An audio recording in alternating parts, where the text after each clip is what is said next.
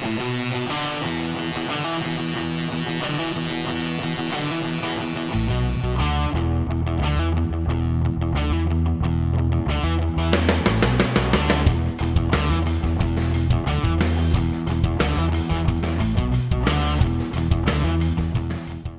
Robbie Ripoll. I'm from Melbourne, Florida. Tattooing is a lifestyle, man. It's everything to me. I sleep it, I live it, I dream about it. I immerse my family into it, but it's a way to make money, it's a way to express myself, it's a way to connect with people, it's a way to give people lasting memories. I started my apprenticeship about 12 years old, and then I started tattooing professionally at 16, and I messed a lot of people up back then, you know, and over time got better and better. I prefer rotary machines over coils because, well, they're no sound virtually. And it's just a constant, steady hit every time. With a coil machine, there's some give. With a rotary, it's exact point A to point B every single time. So I know exactly how my machine's gonna hit, exactly where it's gonna hit, and then what I have to do to adjust for it.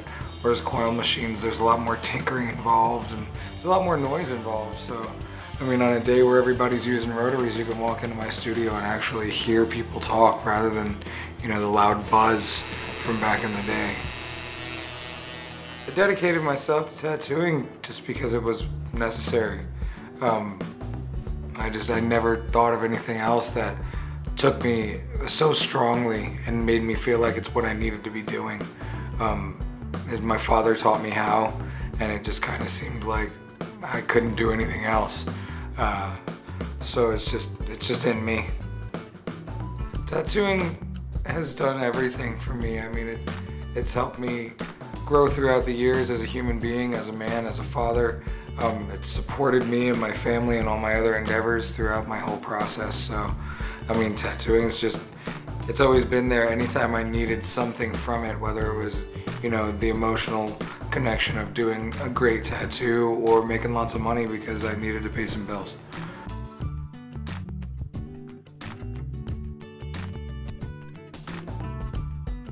I've faced every struggle. Dealing with self-confidence issues is always one of the biggest things. Most artists all go through that.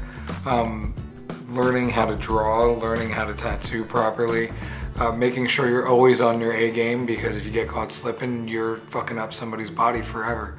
So, you know, you really have to pay attention and just make sure that things don't get in your way, because really anything that can go wrong will, and then a bunch of shit that you didn't think could go wrong, that'll go wrong too. I've opened my own studio within a little over a year ago.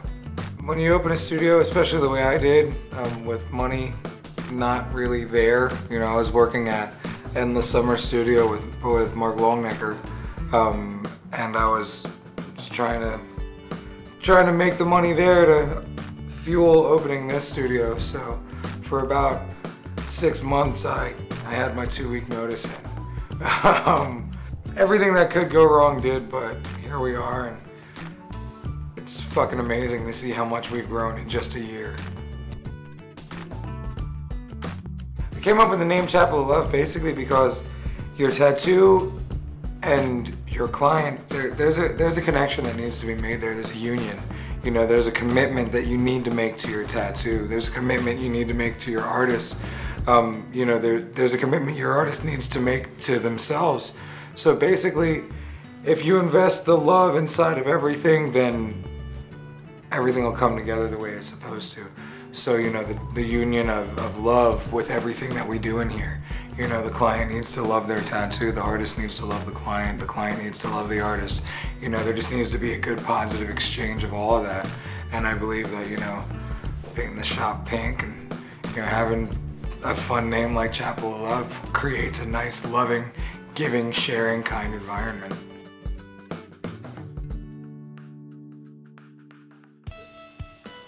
Ink Master is the front-running tattoo competition TV show. Basically, they took, for our season, 18 of us, put us all together in a house and had us battle it out over tattoos. But the twist was, there was 9 teams of rivals. So my brother was my rival, and then certain other people picked up rivals from convention circuit or so on and so forth.